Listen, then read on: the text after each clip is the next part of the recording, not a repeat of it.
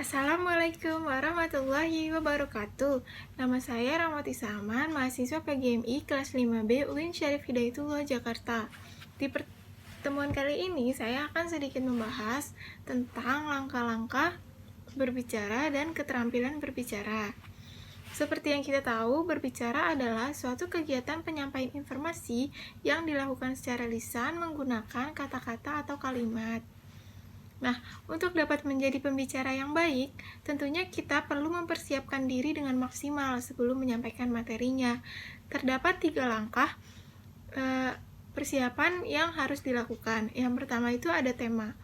Tema pembicaraan adalah suatu pokok atau subjek pembicaraan. Menurut Gamble, pemilihan tema yang tepat didasarkan pada 4 hal.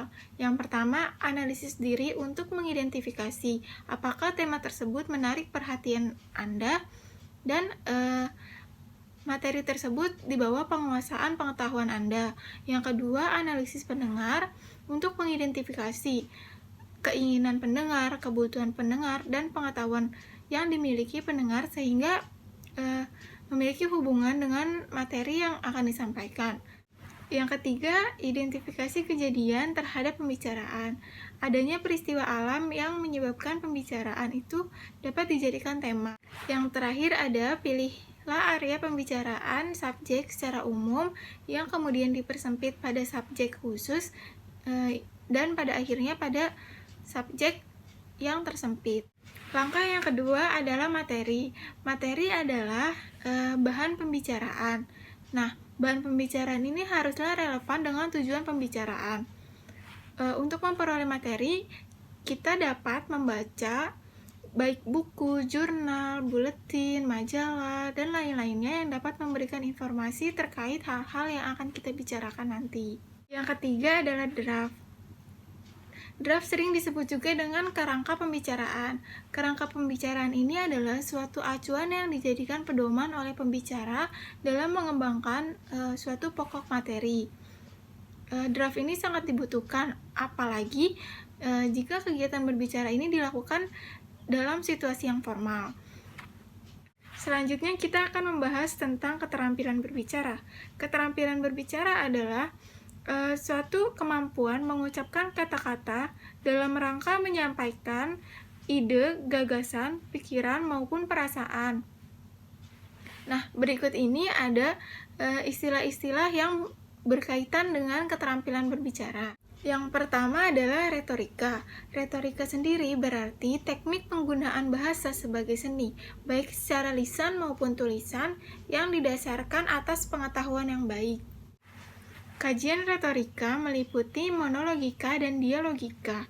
Monologika adalah suatu seni berbicara yang dilakukan hanya satu orang saja. Misalnya seperti berpidato, ceramah, presenter, dan pembawa acara. Sedangkan dialogika adalah seni berbicara yang dilakukan oleh 2 orang atau lebih. Contohnya itu seperti diskusi, perundingan, percakapan, tanya jawab, dan lain-lain. Nah, di masa sekarang ini, retorika lebih dikenal dengan public speaking atau orang awam mengenalnya dengan pidato. Adapun manfaat dari retorika yang pertama, dapat meningkatkan kemampuan berbicara secara spontan. Yang kedua, dapat meningkatkan rasa kepercayaan diri dalam berbicara di depan umum.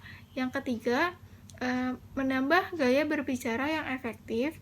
Yang keempat, memperluas perbendaharaan kata.